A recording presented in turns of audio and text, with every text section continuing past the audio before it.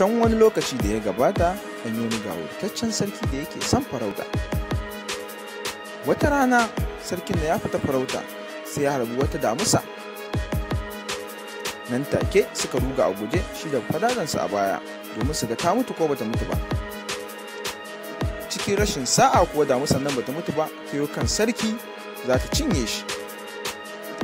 Nan take bafadan sarkin nan ya kan damusan nan ya kashe ta. Cikin rashin sa'a shi sarki damusan nan har ta gutsure mai dan yatsansa ɗaya. Ransa ya ɓaci. Nan da nan ya fara surutu yana cewa ubangijinsa bai kyauta masa ba da har ya bari wannan abu ya faru da shi ya rasa dan yatsansa ɗaya. Sai bafadan da ya mai masa cewa duk da wannan haka ubangiji yana abubuwa masu kyau a koda yaushe kuma baya yin ba daidai ba. Sai sarki cikin ɓacin rai ya ce zan saka ka a kurkuku idan haka ƙara tsoma min baki a cikin abubuwan da nake faɗa. Daga nan sai bawan ya ce ko mai kai sarki daidai ne a gare ka, ba zan yi jayayya da kai ba. Sarki ya sa aka kulle wannan bawan a kurkuku na tsawon rayuwarsa. Bayan wata uku sarki ya ƙara fita wani rangadin farauta da shi da bawansa ɗaya. Cikin rashin sa'a sai arnan daji masu kashe mutane suka kama su, kuma suna kashe mutane domin sadaukarwa da dodonsu. Nan take suka yanka wannan bawan sarki guda ɗaya. Ana zuwa kan sarki sai aka ga ɗan yatsansa ɗaya a guntule.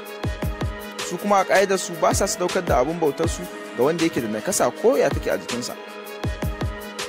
Don haka sai suka saki sarki domin ya kasance nakasashe, suka ce koma.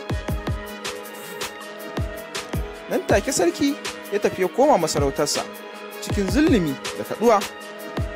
Sarki ya bada umarnin a fito da wannan badakaran nasa da yasa aka kulle a kurkuku.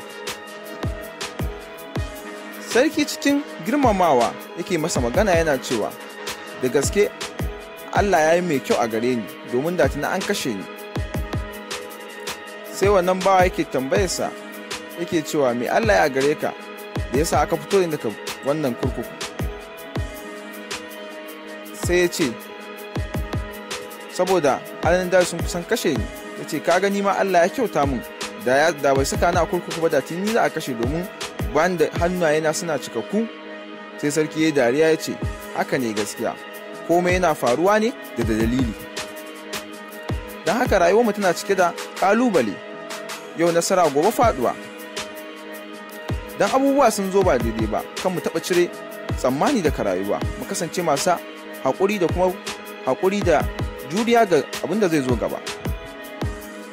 Mutane dole su haɗu da abu mai kyau da mara kyau, mu kasance masu haƙuri da juriya da kasancewa akan jajircewa. Kowane abu mai tsanani haskensa yana zuwa washe gari. Mun gode da wannan kallon bidiyo.